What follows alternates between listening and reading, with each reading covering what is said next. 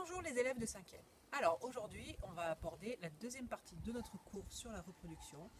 Et on va parler aujourd'hui, enfin maintenant, de la reproduction des plantes.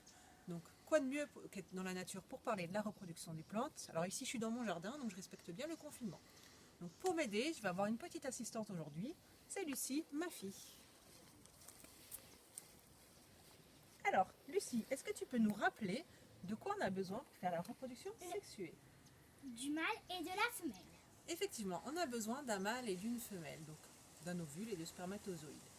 Est-ce que tu peux nous dire, chez la plante à fleurs, comme ici la tulipe, où se situe le mâle et la femelle? Le mâle se trouve au milieu de la femelle, enfin autour. C'est ça qu'on voit là. Comment ça s'appelle? Ça s'appelle le pollen. Très bien. Et la femelle, c'est ce qui est au milieu, le pistil. Ok, super. Est-ce que tu peux nous dire comment le mâle et la femelle du coup peuvent se rencontrer chez une plante? Le vent amène le pollen jusqu'au pistil. Très bien, La femelle. effectivement. Alors le pollen, vous en avez sûrement vu, souvent ça vole au printemps.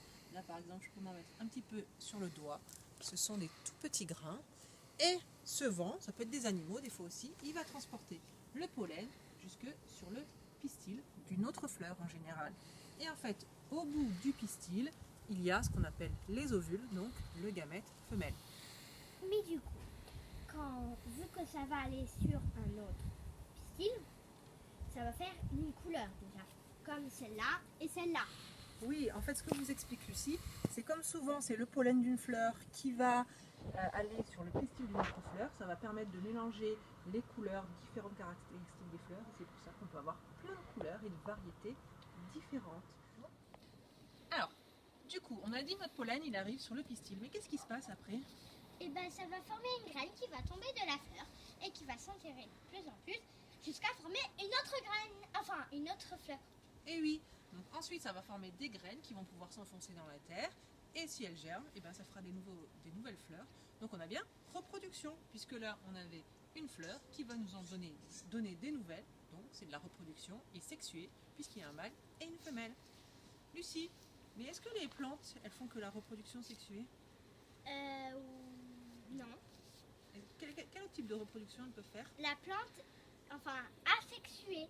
Oui, effectivement, les plantes, elles peuvent faire la reproduction asexuée. Et c'est ce qu'on va voir là-bas avec la menthe, La menthe et la fraise. Du coup, la menthe et la fraise, c'est évident. Alors, peux-tu nous expliquer comment ça se passe pour la menthe? Pour la menthe, on a une tige qui n'est pas une tige, qui s'appelle le rhizome, qu'on ne voit que là et qui va former une autre Plante. voilà.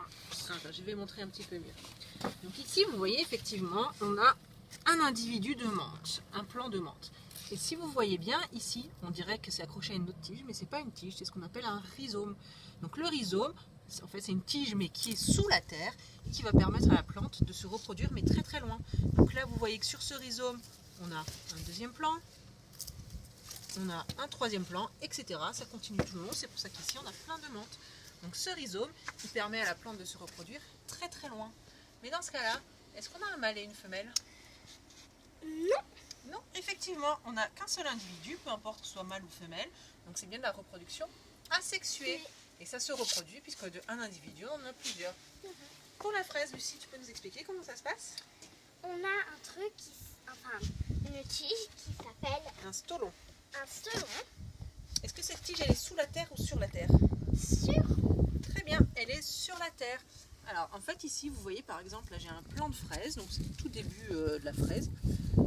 Et là, donc cette tige elle va pouvoir s'implanter beaucoup plus loin et en fait du coup ça va s'appeler un stolon puisqu'il va permettre à cette partie de se reproduire plus loin. Donc de un plant de fraise, on en aura deux, peut-être trois, etc. Donc c'est bien de la reproduction. Et Lucie, la menthe et la fraise, est-ce qu'elles n'ont pas aussi des fleurs? Bah si, elles ont Non. des fleurs. Donc elles font aussi la reproduction sexuée?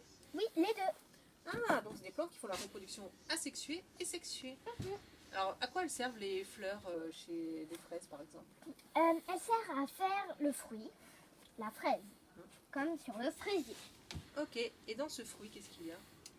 Dans ce fruit, il y a des graines. Et oui, effectivement, si le fruit, alors soit les graines sont tout dedans, retombe sur la terre, et bien ça va pouvoir nous faire une nouvelle plante. Donc c'est de la reproduction, mais dans ce cas-là, sexuée, puisqu'il y a eu un mâle et une femelle. Donc, si je résume, on vient de voir que chez les plantes, il y a deux types de reproduction possibles. La reproduction sexuée et asexuée. et asexuée. Très bien. Pour la reproduction sexuée, c'est comme chez les animaux, il y a besoin d'un mâle et d'une femelle. Donc en général, le mâle, c'est dans le pollen. La partie femelle est au bout du pistil où on a l'ovule. Les deux peuvent se rencontrer par le vent, les animaux par exemple. Ça donne une graine qui, lorsqu'elle va germer, redonnera un nouvel individu. La reproduction asexuée, elle se fait grâce à des structures comme le rhizome ou le stolon, c'est deux exemples, mais il y en a d'autres. Et il y a bien reproduction puisqu'il va y avoir de nouveaux individus produits, mais on n'a pas besoin de mâles et de femelles, c'est pour ça qu'on dit que c'est la reproduction asexuée. J'espère que vous avez bien tout compris. Maintenant, il faut aller tout recopier dans le cours qui est en fichier joint en Pronote. Au revoir.